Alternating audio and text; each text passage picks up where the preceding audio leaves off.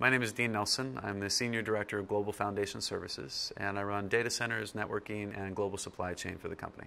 For our function, IT is the business, because it's all about online transactions. We transact about $62 billion worth of goods every year. Our 100 million active users use our site 24/7 by forever, and that works out to be about $2,000 a second. So for us to have infrastructure to allow those buyers and sellers to be able to do their transactions is extremely important. Without that, we die.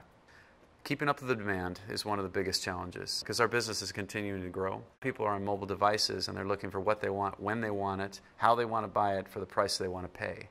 And so we're enabling those transactions to happen. The second component now is how do you operate in your environment as efficiently as possible? And for us, this is where we really challenge the industry. We want to be able to get the maximum compute power for the lowest wattage possible for the best TCO. All the main business drivers that anybody would want to have.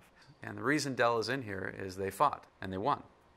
And they did a really good job coming back and understanding our problems, translating that into a solution that's giving us the ultra efficiency that they actually had said they would guarantee at 4 times the density.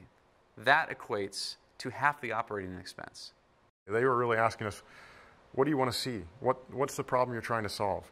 And yeah, that's a little bit different than other industry players where they have solutions that are already pre-made and saying, how can we modify this for your need to fulfill your business requirement? DCS, they took it sort of a level further and we're asking, let's design something together. Let's create a solution that's exactly what you want. That is completely refreshing and transparent and makes you think about your problems a little bit differently as a business owner, and it gives you that ability to innovate. And so we take a Dell MDC with those 1,920 servers, with capacity up to 28 kilowatts per cabinet, now getting free cooling year-round. We put that under tests.